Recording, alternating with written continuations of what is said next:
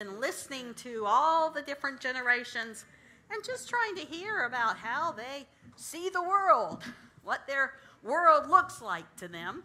So I have 3 people for this panel, but there is an empty chair on the stage. If there's anybody who is born... Kevin. Millennial. A millennial, Kevin. Millennial. Yay! See, I didn't even have to twist his arm too much. I just let Leah do that. Actually, it was Tyler. Tyler do that. Yay! Thank you to our panel of millennials. As you probably know, we have over 50 people who are camping at Jordan Lake this weekend.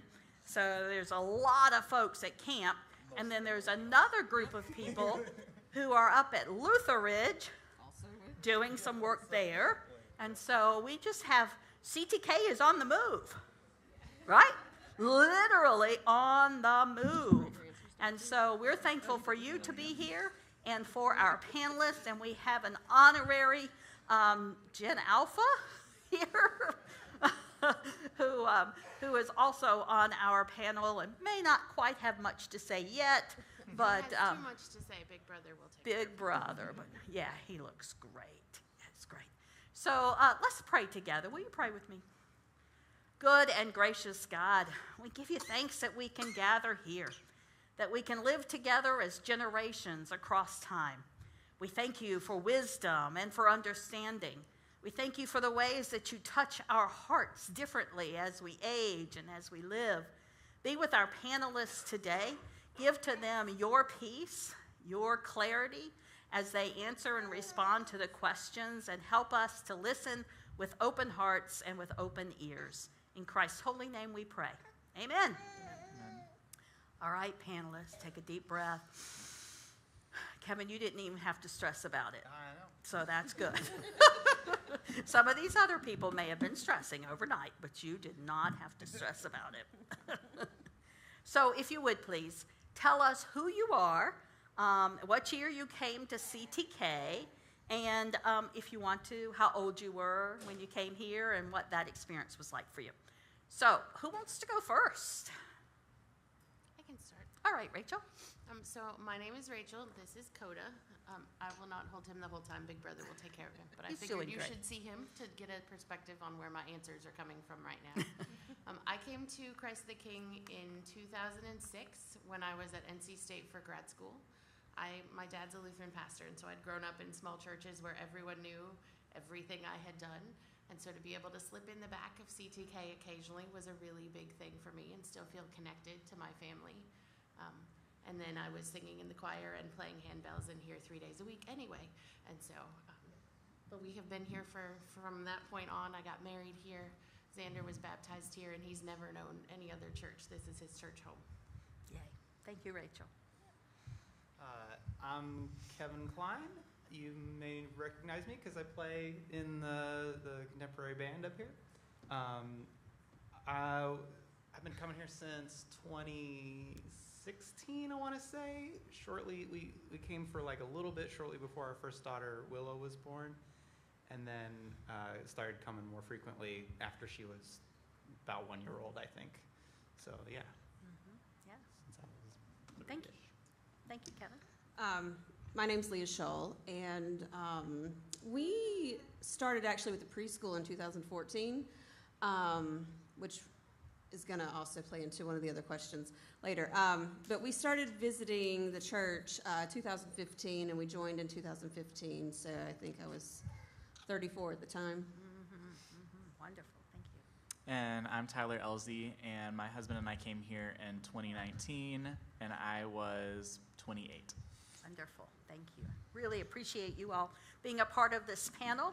Millennials, the age varies for this generation, but generally speaking, 1981 to 1996. So generally speaking, the studies are not definitive in that way. So we just have to make it a little fuzzy sometimes. So give us a moment that was a turning point in your life.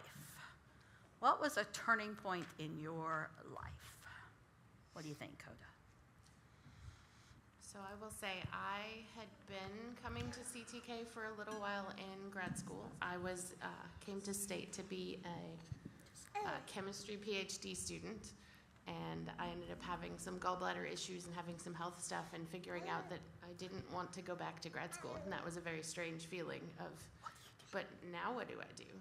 And so I switched, and so 5 years after I started at NC State, I got my master's in education, and I've been teaching high school ever since. But it was a really big shift for me to go from I should be focused on my own academics and doing, high-powered fancy things that I thought I was supposed to do, to teaching high school, which had been the backup plan all along. And for CTK to be here and help me figure out that that was the right call for my life and where I needed to be was a really important thing. Yeah. Let's see. So my wife and I both graduated college in 2010 and really wanted to move away from family. So we moved up to New Jersey in 2010's job market, which meant we worked at a restaurant. And we tried really hard to make that work, like searching for jobs in New York and New Jersey, and just couldn't find anything more than Subway and a little cafe shop. So that worked for like a year, and then we ended up moving back. And yes, that was our, there's like the before time when we really felt like kids, and then after that when we really felt like not kids, I guess. So I mentioned 2014, that was a big year. That was my last year. I used to teach music in public school. I taught K-8 and loved teaching music. Thought that's what I was going to do forever. And that was, in my mind, that's what, I was going to teach for 30 years and retire, because that's what my mom did. She was a kindergarten teacher. But in 2014, that was my 11th year of teaching. It was just such a bad year for me in the classroom, in the situation, that the expectations, and we had lost 2 pregnancies that year, and then the cost of childcare, for more than one child on a teacher's salary is just not realistic. So we decided for me to stay home, and we found the preschool here for Abigail. She was 2, and put her in part-time. And then Beth Hollander, the director, found out that I was a music teacher, and she's like, we need a music teacher. I said, no, I don't do pre-K. I do older kids. Like, this is not, but, she's like, please. And she kept asking, and I said yes. And so I've been teaching music for the preschool since 2014. So I guess 10 years now, or 9 years. And so then we found the church, and I'm a Cradle Lutheran, and so I convinced my husband for us to come and visit, and we did, and in 2015, it was kind of rocky starting, but we stuck with it, and it has been just a complete turnaround of family, opportunities, love, acceptance, recognition, just of gifts. You're not just a name, and you're not just doing something for someone else. It was a complete shift for all of us, and so that was a big year for us. Thank you. Okay, good. My turning point would have been about 9 years ago. I was beginning of my young adult life, and I'm a teacher and started my teaching career around 10 years ago. And this was around the time that gay marriage became legalized. And I had spent my life growing up in the Nazarene denomination, which, if anyone knows anything about that, it's very conservative. I grew up in a very conservative household where being gay was never an option. And it felt like that was the worst thing I ever could have done to my parents, was tell them I was gay. So I lived a life from like my teenage years until the age of 23, where I knew that that was true for me. But in certain groups they knew, I could be honest with certain people, but there was never a time that I was being my authentic self, and that everywhere I went I could say that. And so even after I graduated, I still went to church with my family because that was such a huge part of my life. And I was on the worship team there and helped with kids there, and it was like this huge part of me I could never say. Well, then when gay marriage became legal, the pastor at that church he said ahead of time he was going to dedicate a Sunday to talking about how against that legislation he was and how wrong that was for our country. And so I felt like there was no way I could continue there. And it was like a crossroads where I was like, I've made it this long, but there's no way I can sit there and listen to that with what I now know in my life. So I came out at that time to everyone, and it was like the thing that I had been so scared of for so long. It felt like the worst thing that could ever happen to me. But then at the same time, I felt God more than I'd ever felt him before, where it was like, you actually are okay. And that's not the whole authority over your life, what you were brought up with. So that was kind of where I started my life, because I had never been completely honest and completely out. And then I left that church and kind of explored my own thoughts, deconstructing with the faith that I grew up with. And I think that experience still plays into who I am now. Thank you, and I just so appreciate your honesty and your integrity, your authenticity as you're thinking about and responding to these questions. So thank you so much for doing that. What historical event do you think is a defining moment for your generation? Is there a historical event that you would say is a defining part? So the first major historical event I remember seeing, I remember the Berlin Wall falling and seeing that on television as a small child. And that is one of my first memories of world events. But the strongest answer to that for me had to be 9/11. So I was a senior in high school, and I had band first period, and we came in from band, and the rumors that were flying around the high school were that we were at war. And I know I grew up in South Texas, so I was in a high school outside of San Antonio, and some of my classmates had already been planning to join the military. For most of the people in that community, in that area, if they left Texas, it was for some affiliation with the military. And so it was a really big difference for people my age who had already planned to enlist or join the military, that all of a sudden it was a very different world. And I think that really changed global politics and how we think about our country in a wider world.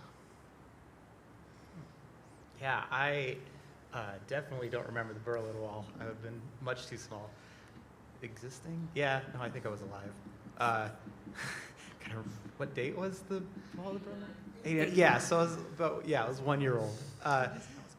I was in middle school for 9/11, and I remember getting pulled out of class and going home for the day, and that's about the extent of it. I had other things going on in my life at the time, which obviously were more important.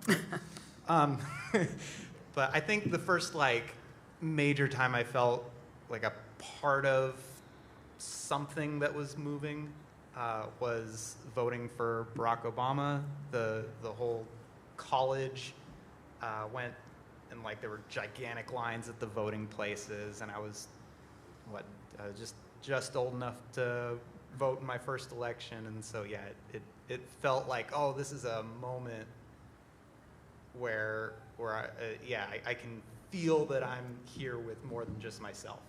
It's a wave of something. Yeah. I would have to say COVID. From a parenting standpoint, it was just trying to navigate it with small children, being home with small children, not being able to go anywhere with small children. It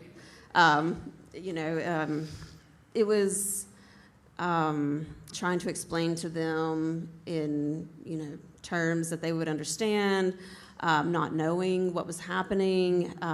Abram was 18 months, and we started speech therapy, and we did speech therapy on FaceTime until he was 3. We've never met his speech therapist in person because we did it all through COVID, and we made it work. I think it's just such a forced pivot of just relearning, and but I think as far as being part of something and living through it, that's really the first big thing that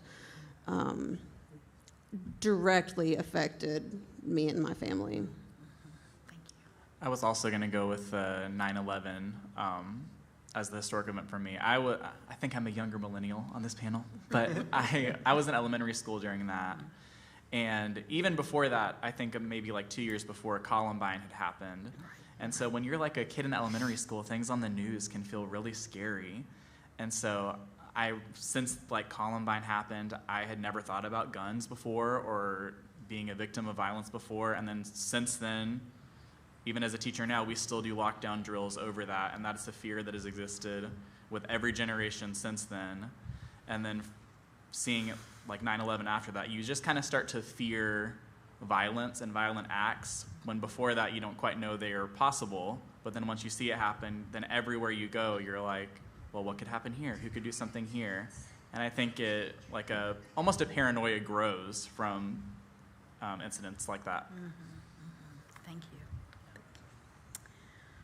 What do you think people would have done differently had knowing what we know now?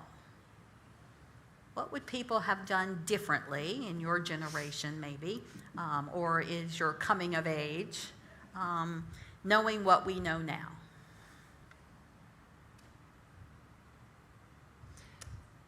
I think some of the conversations about mental health and some of the equality and how do we behave justly, what is a fair response to things, I think conversations about that have grown a lot in the last couple decades and have a lot of room to grow. But I think, especially when we think about global politics and how we interact with the rest of the world, I hope that those are places that we are making progress but could have made a lot more.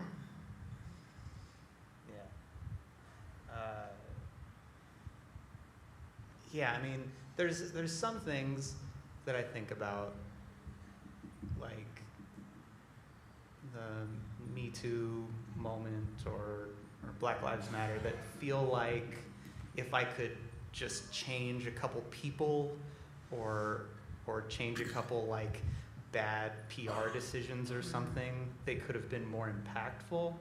But I don't know that they ever could have been done differently. That's just like kind of how history works, right? I think the Iraq War is a gigantic political, socioeconomic, global blunder that kind of everybody recognizes as a blunder now. And so I think with hindsight, that's one that might have just like not happened at all. Yeah. Thank you for that. I kind of agree with you, Rachel. It's about mental health and just health in general. I know there's such a stigma on, particularly, and this wasn't even on my radar until I became a parent, and also just maternal health. You know, with 2 miscarriages, and that's something that no one that I knew had ever spoken about, and I had no idea that it was as common as it is. And you know, we've through the weeks of the panel here, there have been several families who have spoken up about pregnancy losses, and just being so isolated during those moments. I think, you know, knowing that now it is a lot more, there is a lot more discussion along with mental health, and you know, I think knowing it's okay, I do kind of wish that we in the past would have been able to speak about it and prepare. You know, I think it's all about preparing those coming after us, and I think that's a little different now. Thank you. I mean, kind of going along with that, I think just in general of this whole thinking of others and not just our own family, our own generation, I feel like over these last few years, we have started to evolve as a society where we're talking more about the environment, we're talking more about sustainability, but I don't remember those conversations happening in my childhood or teenage years or even college years, where I think that we kind of lived in a bubble, and even like the United States as a whole, we're kind of like a bubble, like we're Americans, we're the best country, we're this and that. But I think that now there's a lot more of a global awareness that we didn't always have, that maybe if we started sooner, some problems could have been avoided. Thank you. What invention do you think about now that if you had to go back in time and live without it, that would be impossible? I think I could live without GPS, but I think our society would not do so well. I remember thinking a few years ago, one of my close friends, I sort of knew where she lived, but the roads to get there, and this was after I'd been driving there every few months for several years, but she lived on the other side of Raleigh, far enough away that sometimes the directions said go this way on 440, and sometimes the directions said go that way. Sometimes they said go straight through the middle of Raleigh, and there are places that I go semi-regularly, but couldn't get there without GPS anymore. Don't you like it when you got to go east on 440 and you're like, it's a circle? It's at some point it's all east. See, I moved to Raleigh before it switched to east and west, and so when there was inner and outer, that works for me. But see, that didn't make any sense to me at all. The east and west, I have to go with that. I'm a child of the internet. I could not live before the information age. Or I guess I would be a different person before the information age, and so I wouldn't recognize that individual. GPS was also my answer to that one, and just the years of printing off 4 pages of MapQuest are long gone, and we had our road atlas in the car, and I still love maps. I love looking at maps. If I'm bored, I'll get on my phone and just look at the map on my phone, and but just having that, Andrew and I, our idea of vacation is taking road trips, and so he's the driver, I'm the navigator, and just knowing that we've gone on, done so many trips, just pick up our phone and we drive and we explore new roads. It's just, it's a lifesaver. I wasn't going to say GPS, but also yes, I'd be very lost without it. I was actually going to hop on the Wi-Fi bandwagon. I think that I could survive without it, obviously, but we've become so accustomed to information being so readily available. I mean, in the kitchen, ask Alexa how long to boil the chicken. Yeah. And I think losing that would definitely feel like you had lost something very big.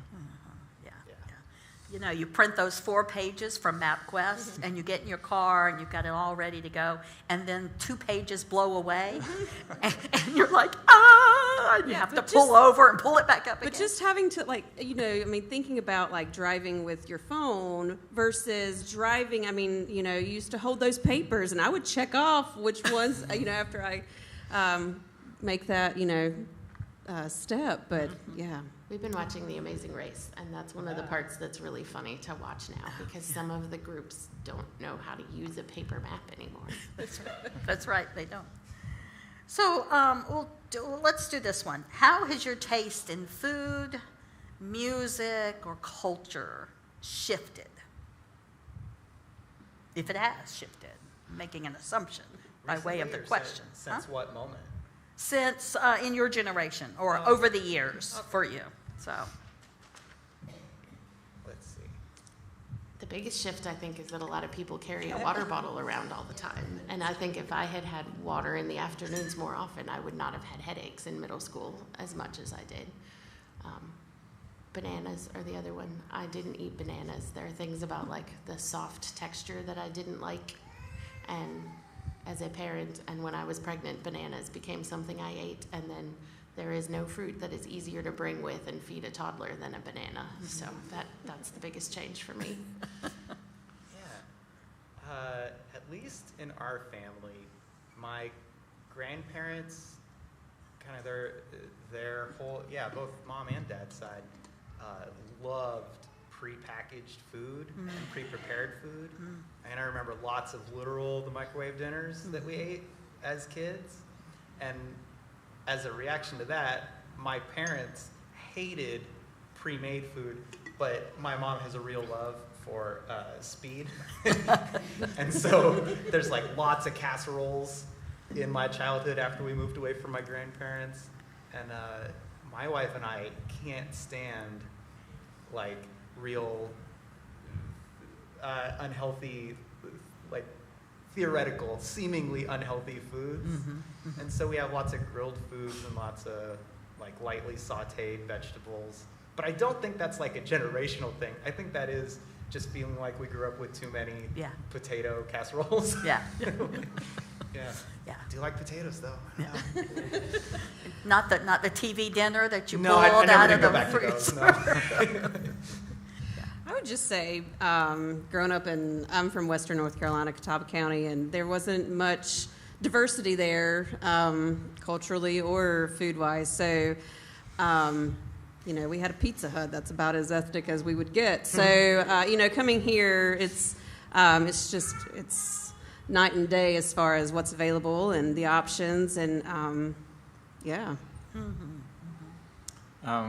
Food-wise, I feel like I haven't changed very much. I've always loved carbs and had an unhealthy relationship with fast food cravings.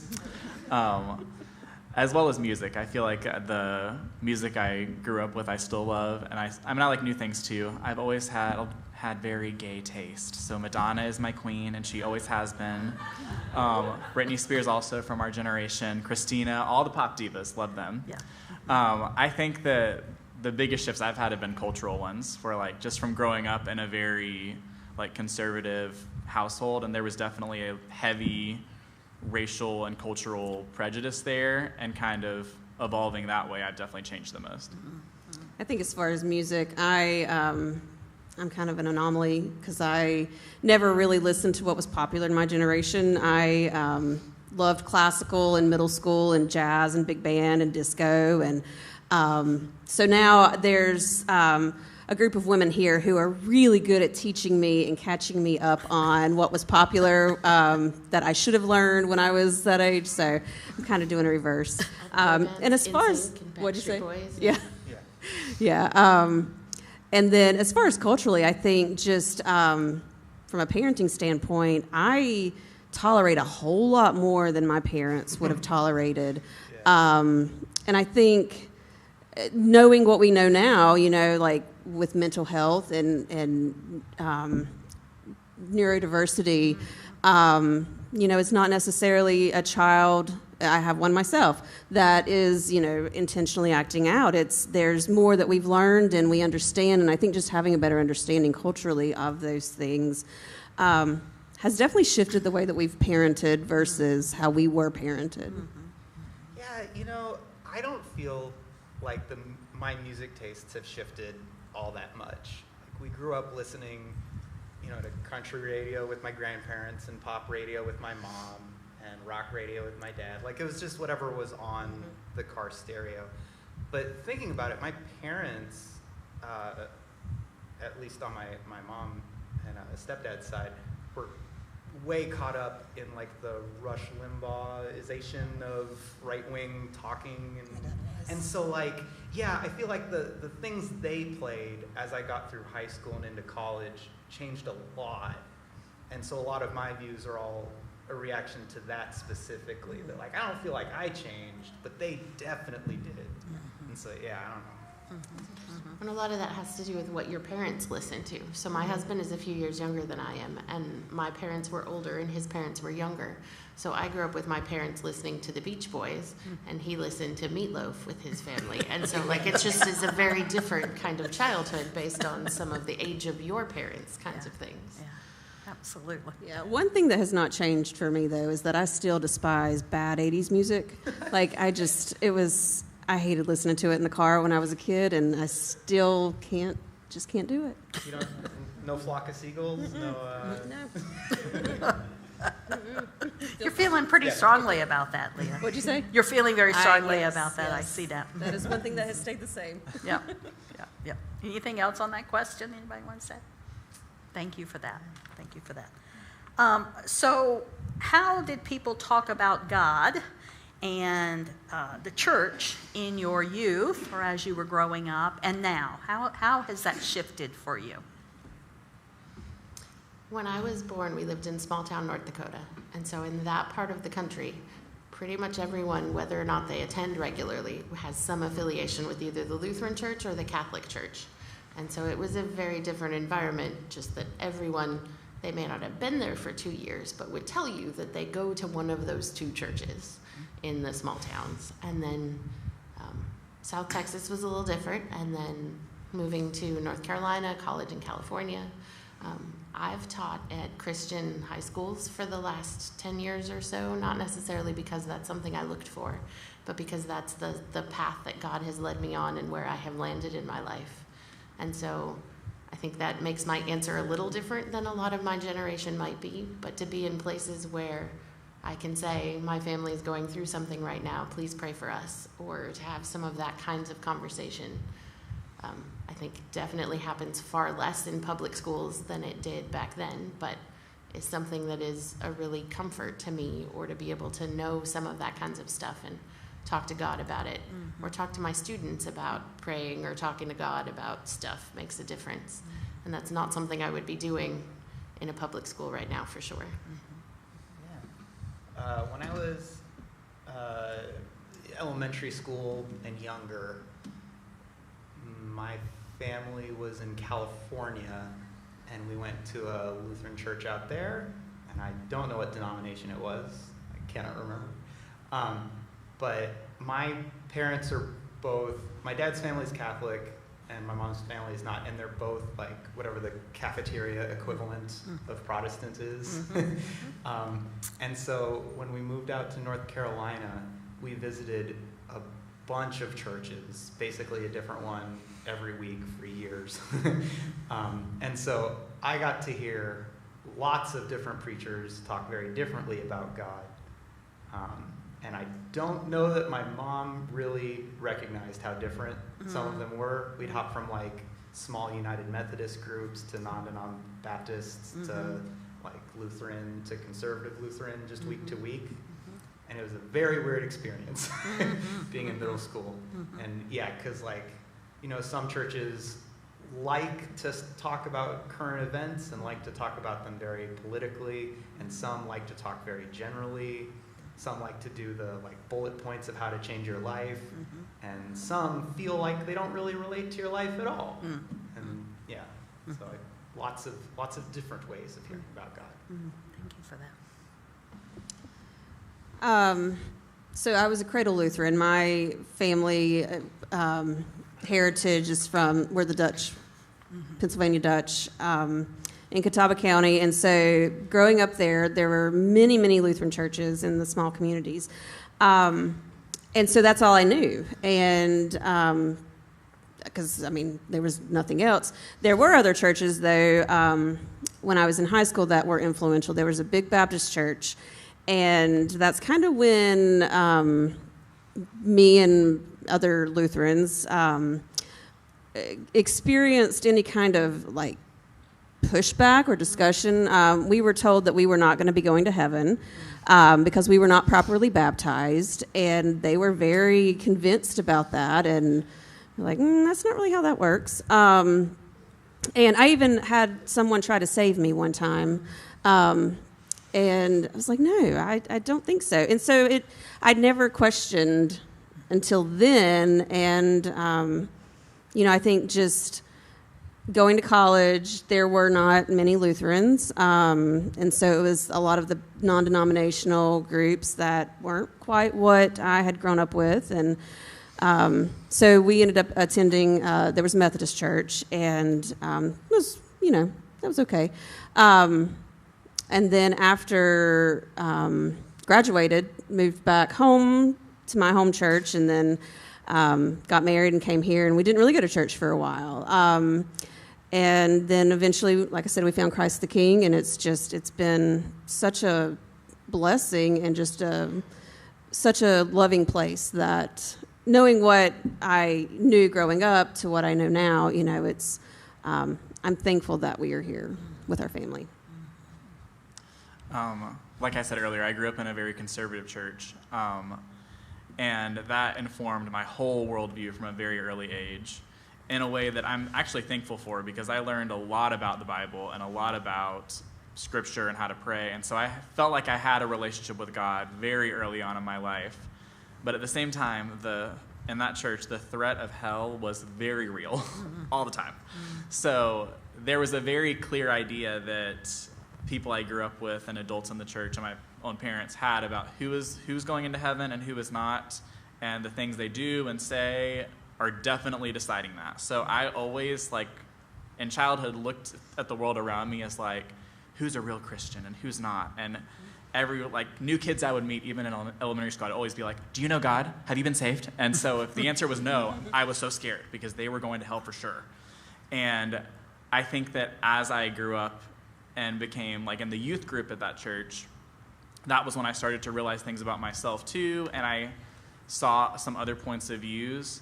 And so at that time in my life, I felt like I was alone because it was like I was too conservative to hang out with some of the kids at school because I was still a church boy, but then at church, I was too different from them. I was too liberal to, like, be in their group all the time. So it wasn't until, like, the turning point in my life that I said that I started to kind of deconstruct my own faith and look for who is God in my life. What parts from my childhood do I believe and have I kept with me? And I think this church has done it's been a blessing because I feel like God really led us here, and it has the ideals that I always believed were true, and it does church in a way that I always hoped I would see. But was part of the question about how people discuss God? Mm-hmm. I think that in our world now, and the panel last week, the Generation X, is that Yeah. they touched on this really well. Generation Z. They touched on this really well, where I feel like back in childhood, it was the norm for everyone to go to church, and it was the norm for everyone to know at least, like, about God or, like, some form of that. I think now... And the Bible. A little Yes. more familiarity with just major Bible stories. For sure. Yeah. I think now it's the norm to not. And, like, in, like, my work team, I'm, like, the only one that is affiliated with the church. In my friend group, I'm the only one that really talks about Christianity. And I think that, like, I'm an anomaly to them because I'm, like, a gay Christian super involved in church, and so they don't always know what to make of me. I think our world has, like, a serious divide now but it's based on the problems that the church had in those early years, because they see Christianity in a certain way that's not necessarily the way that God wants it to be seen, if that makes sense. Mm-hmm. Absolutely. Thank you. So, what fills you with hope?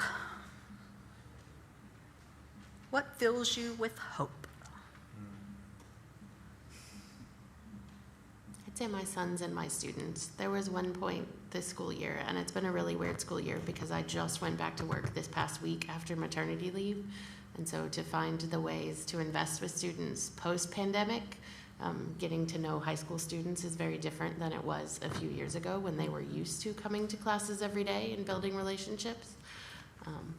But there was one point this year where I had a really bad day. One of the boys that plays football said something that made someone that is just in a group that would not necessarily get along well with your, like, macho alpha male football player types.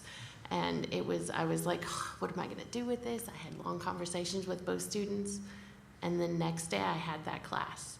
Like, this football player of his own volition went up to this other student, gave a very genuine apology. And it was one of those moments that I was like, if I accomplish nothing else this school year, the fact that I created a culture and an environment where this moment happened, that is a huge win. And so, you know, those moments like that, or the moments when the teenagers might not hear me because I tell them the same things and I keep planting the seeds, I have to remember that sometimes 5 or 10 years down the road, some of those things that they heard me say over and over again take root and grow and help them turn into the people that I know they're capable of becoming. So some days it's harder to see that than others, but some days that fills me with tons of hope. Thank you. Yeah, Gen Z seems all right. I like that. It feels a little trite to say, like, oh, the next generation will be better. That's not like a kind of hope that I think is more than the norm, I guess, because I feel like every generation sees that eventually, that it's like, oh, okay, they're fine, they'll make it. I don't have a lot of hope generally. I feel like things have been pretty like But there's a lot that our generation has had to deal with that wasn't our making. Also. Yeah, and part of that is that the information age amplifies negatives in a way that the news always did, but that was like limited to broadcasts, and now the broadcast is all the time, you know? And so like, yeah, I know that I don't get information about good news all that often. I'm kind of just inundated with bad news. But I think on the merits, yeah, things societally do seem to be improving. Every 5 to 10 years, there's another reckoning to be had for something that we've been doing that we oughtn't do, right? And so I think the reason I feel so hopeless is because the thing that gets attention is the pushback. You say, oh, hey, women have not been being treated fairly by society. And then there's a whole section of society that's like, so what? And that feels really bad, and that makes it hard to be hopeful. But I think if I take a broader view, hey, we're talking about it at all, and things are changing. That has to be worth something. And then, 10 years later, hey, minorities have not been being treated equitably. And there's some segment that's like, whatever, they can take it. And that feels bad, but we're talking about it at all. I think in 20 more years, maybe we'll be able to see like, oh yeah, society did improve. And at the time it didn't feel great, but we're in a better place now. I don't get to be hopeful about today until 20 years later. But like, I don't know, I do hope that will be the case. Thank you. Well, I think going along with that, you learn from all the situations and just communicating about it and being able to discuss things. I think we just, in general, the world, excuse me, is becoming more open to discuss things. We have more opportunities and platforms to do that, and so I think that's, that is a big change. I would say what brings me hope is seeing the growth here at CTK. Like I said, we started in 2015, and that was a very pivotal year here in the congregation. And we just happened upon it. We didn't choose to come. During that time, we were just here, and it was, there was very little to keep us here at that time. There were so many more reasons why we should have left than for us to stay, especially in our 30s. So because I felt so strongly, and I was so hopeful of this place, just sticking it out and just seeing how much it has grown, and not so much in numbers, but just in the way and the mission and the just how everything has shifted here.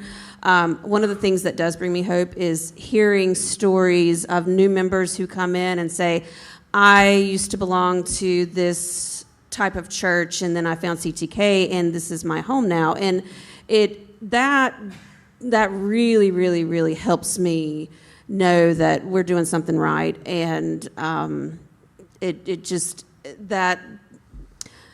we're all about love. And Lutherans are not very good at telling people about God. We show love and live our lives, and that is, I think just seeing us doing that more brings me hope. Thank you. There's this quote from Mr. Rogers when he talks about, in bad times, always look for the people who are doing the good and who are helping. And I feel like that has always inspired me, seeing people who choose kindness and who choose what Pastor Pam talked about this morning, showing love to their neighbor. And I think there's people of all generations who do that. I'm so privileged to teach 3rd grade and see kids do it every day, and then I see people in this congregation do it. I think it's sad when it takes you by surprise sometimes when someone chooses that, but the fact that there are still a lot of people choosing to do right and to do what shows love, that gives me a lot of hope. Thank you. This concludes our panel. Thank you to Rachel and Kevin and Leah and Tyler. You all were just phenomenal, and I appreciate your honesty and your integrity in answering those questions. Let's give it up for our panel.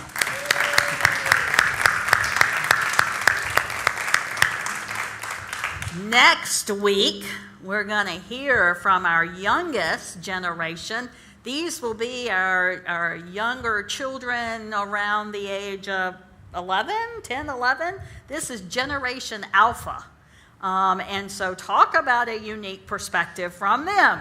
So you know you want to be here next week so that you can hear about how they see the world and how they interact in the world. So that will be our last generation panel next week. So please do plan to come for Generation Alpha. And we'll thank you all again. Thank you.